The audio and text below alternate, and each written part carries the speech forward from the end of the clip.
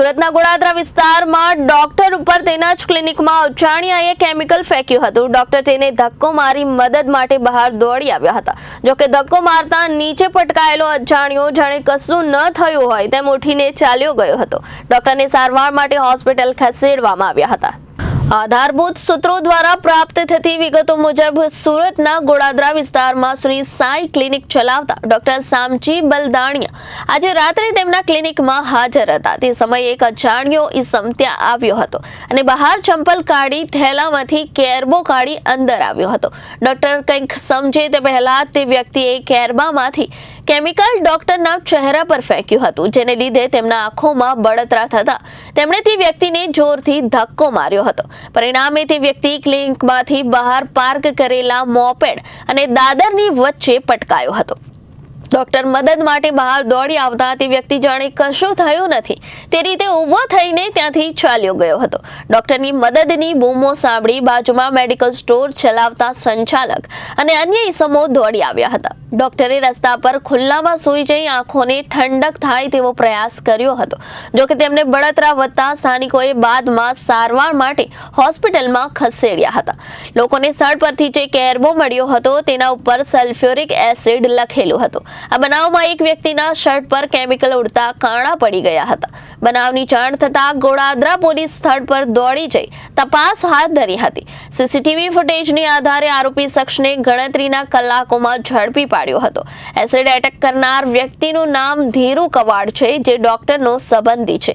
આ હુમલો કૌટુંબિક ઝઘડાને કારણે કરવામાં આવ્યો હોવાનું અનુમાન છે। આ વ્યક્તિ અગાઉ 2 વખત રેકી કરી હતી, ત્યારબાદ પ્લાન ઘડીને હુમલો કર્યો હતો।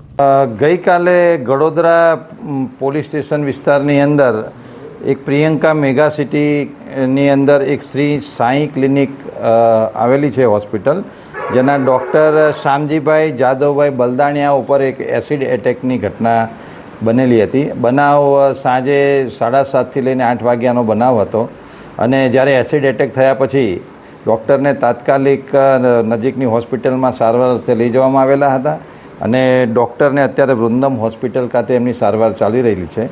ગુનો ખૂબ જ ગંભીર પ્રકારનો હોય પોલીસ તુરંત જ હરકતમાં આવીને તાત્કાલિક જે એસિડ હુમલો કરનાર વ્યક્તિ છે, જેનું નામ છે ધીરુભાઈ મસરીભાઈ કવાડ, જે 49 વર્ષની ઉંમરના છે અને B125 Sitaram society, Bombay market road, પૂનાનો રહેવાસી છે।